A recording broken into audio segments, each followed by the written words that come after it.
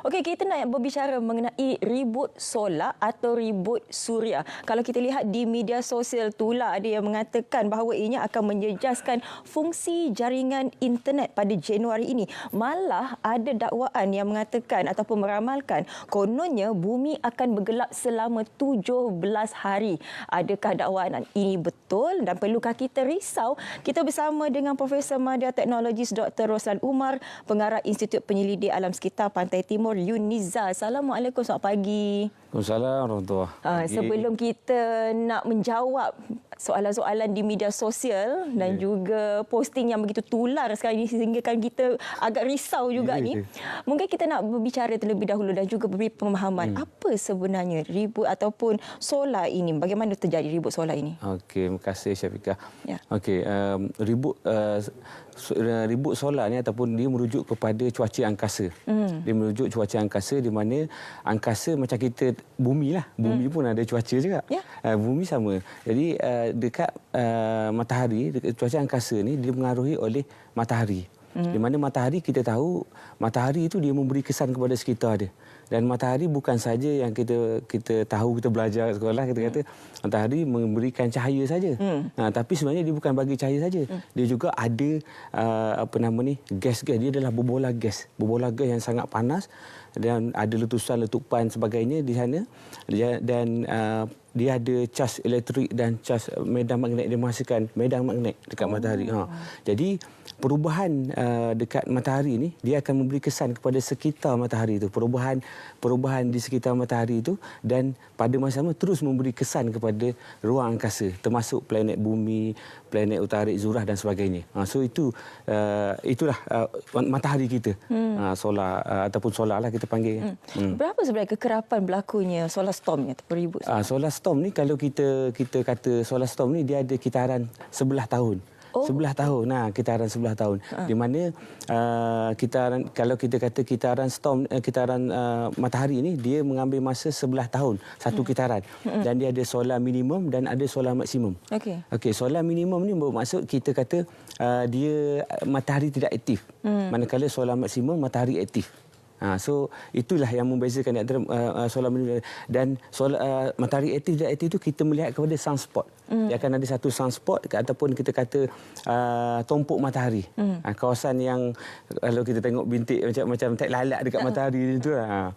So itu dinamakan sunspot. Okey. Untuk solar storm yang digembar-gemborkan ini, apa sebenarnya yang akan terjadi pada muka bumi ini? Apa efeknya? Apa efek? Okey. Itu soalan yang ini yang perlu dijawab. Perlu dijawab oleh ini. Okey, ini pun kadang-kadang saya dalam kuliah saya pun selalu ditanya soalan-soalan macam tu oleh pelajar. Kalau kita tengok di media sosial ni macam-macam katanya. Betul macam-macam. Okey. Sebenarnya ini adalah fenomena biasa. Fenomena biasa matahari. Apabila matahari, ada dua dekat matahari ni dia banyak fenomena yang berlaku, aktiviti tapi ada dua aktiviti matahari yang sangat signifikan, yang sangat kita kata yang boleh memberi kesan. Iaitu kita namakan nyalaan suria ataupun solar flare dan satu lagi adalah CME, Corona Mass Ejection. CME, Corona Mass Ejection. Dua ni sangat signifikan yang memberi kesan kepada cuaca angkasa, cuaca dekat matahari itu.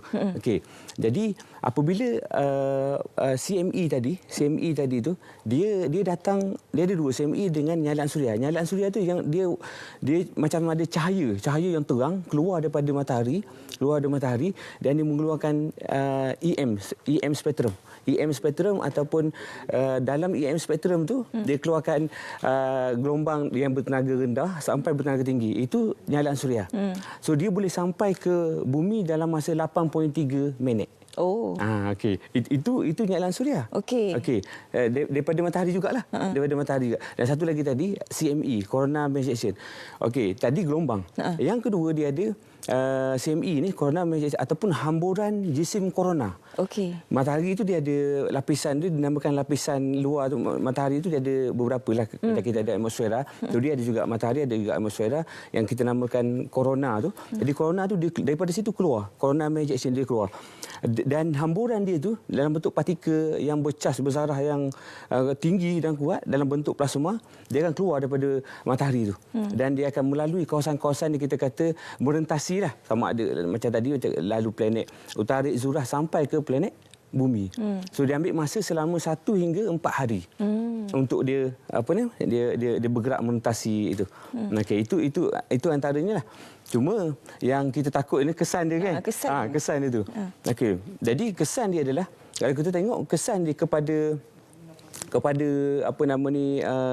bumi itu apabila dia bergerak melintasi bumi. Bumi ini diciptakan oleh Allah SWT begitu perfect, ampuh. Dia ada macam perisai yang ampuh dekat luar tu. Lapisan-lapisan. Lapisan tu kan. Itu lapisan ozon dengan lapisan atmosfera tu. Betul. Ada satu lagi lapisan yang kita tak perasan, yang kita namakan medan magnet bumi.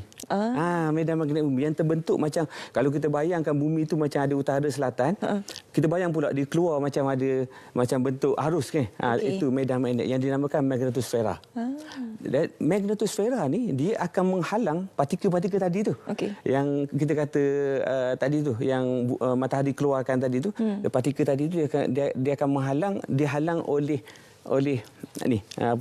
perisai magnetic field. So magnetic field ni atau magnetosfera ni menghalang, tetapi walaupun halang dia lalu juga sikit.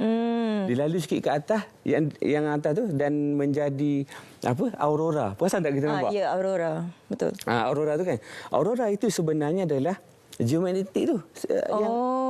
Gangguan yang sentiasa daripada matahari tu, yang ada tu, geomagnetic storm tu, yang dia akan ada ribut dekat tu dan dia akan ada warna-warni dekat kutub utara dan kutub selatan. Jadi situ yang inilah. Yang menakutkan orang ramai apabila kita faham solar storm ini dia akan berlaku, pernah pun berlaku. Tak ada pun jadi teruk sangat pun di muka bumi ini. Cuma dikatakan kali ini kita akan menerima solar storm yang berskala lebih kuat, lebih tinggi. Bagaimana? Okey.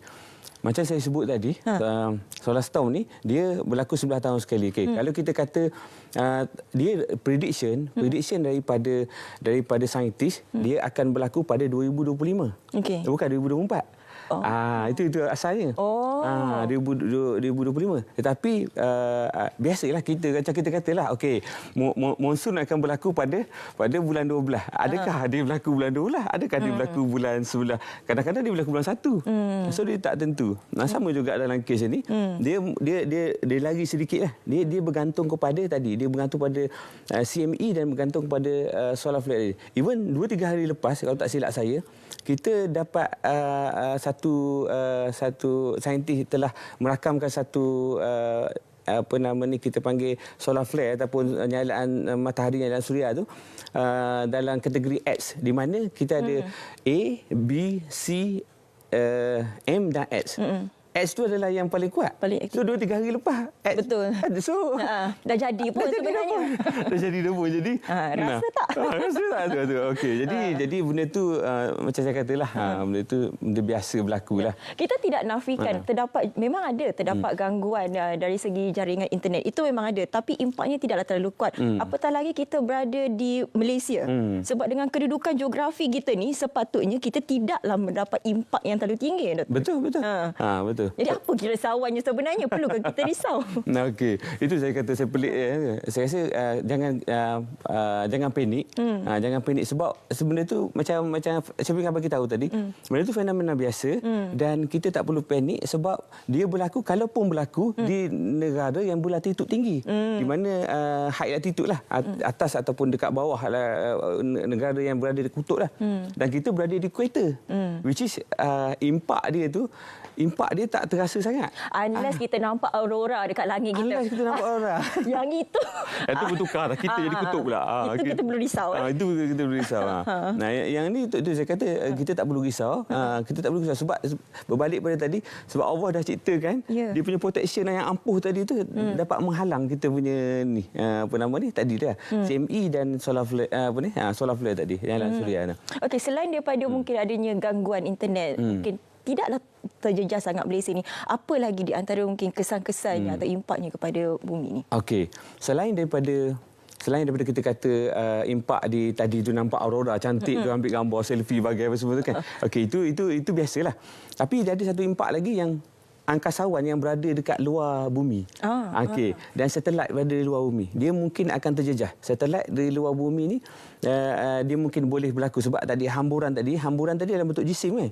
Dia bentuk jisim, jadi dia mungkin terkena dekat kita punya satelit kat luar tu, mungkin boleh merosakkan satelit dan boleh merosakkan ataupun boleh membahayakan angkasawan kita. Dan mungkin salah satu juga telekomunikasi di antara satelit bumi dan luar dia akan terjejas kan. Dan di bumi juga sendiri sebenarnya kita ada satelit juga, mungkin kita ada yang kita kata sistem telekomunikasi kita mungkin terjejas sedikit lah. Tapi tidaklah sampai ke tahap kita kata terjejas sampai hilang kita beberapa kilometer sebagainya. Yang meramalkan 17 hari kita bergelap. Itu macam terlampau saya rasa ni sangatlah.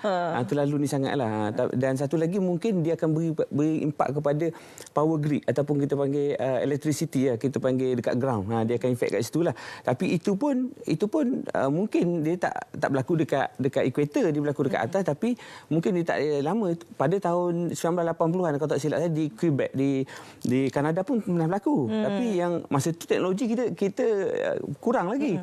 Sekarang mungkin tak lebih. Masa tu berlaku lebih kurang 9 jam terpadam di Quebec. Tapi itu pun teknologi masa tu tidak ni lah. Kalau kita boleh katakan kalau sekarang teknologi dah makin canggih. So kita dah ada protection, kita dah tahu apa yang kita nakkan boleh buat oleh oleh saintis. Okey doktor, selain daripada solar storm, apa lagi di antara fenomena-fenomena yang mungkin kita boleh jangkakan untuk 2024 ini? Okey, banyak fenomena sebenarnya 2024 ni kita ada lah. Tapi fenomena biasa yang matahari ni kita ada, contohnya fenomena yang kita sebut tadi lah, fenomena yang menarik adalah fenomena solar storm. Kita boleh tengok, kita boleh pantau sebenarnya. Kita boleh pantau matahari ni, dia ada spaceweather.com. Spaceweather.com. Okey. Dan kita boleh mungkin ada orang cakap, betul tak ni yang ada di yang tunjuk oleh NASA ni kan, ditunjuk gambar-gambar semua. Okey, kalau tak betul, cuba kalau macam kami di UNIZA, kita ada balai cerap. Kita ada pakar di UNIZA, kita ada balai cerap, dan balai cerap tu kita boleh pantau. Kita boleh tengok sunspot, kita boleh tengok dengan suar matahari tadi, kita boleh tengok dengan mata sendiri. So kita nampak pergerakan tu. So jadi kita tengok pun kita rasa macam takutnya, risaunya, itu menariknya macam itulah. So itulah yang saya rasa mungkin kita boleh gunalah aktiviti-aktiviti menggunakan teleskop kita dan kita boleh sahkan dengan sumber yang NASA, daripada NASA tadilah, daripada NASA ataupun daripada universiti. Macam UNIZA kita ada expert lah, so kita boleh rujuk dia dari situlah. Kalau kita boleh lihat tadi seperti mana di kaca TV, itu tadi ada aurora betapa cantik. Itu sebenarnya hasil daripada solar storm itu tadi. Tapi tak ada pula orang daripada dulu takut kan? Daripada dulu dah ada dah sebenarnya. Tak takut. Orang kata cantik. Betul. Sebenarnya itu kesannya. Mungkin dulu tak ada teknologi, tak tahu. Dulu media sosial belum sangat berkembang. Mazhab tak banyak lagi masa tu. Sekarang banyak cikgu di media sosial keluar macam-macam fakta. Bukan fakta, auta. Terima kasih banyak-banyak saya ucapkan kepada Profesor Media Teknologis Dr. Roslan Umar, Pengarah Institut Penyelidik Alam Sekitar Pantai Timur UNIZA, kerana sudi berkongsi bersama dengan kami apakah itu sebenarnya solar storm ataupun ribut suria, dan perlukah kita risau? Jawapannya tidak perlu risau, kerana kita cukup betul kita berada di bumi Malaysia ini.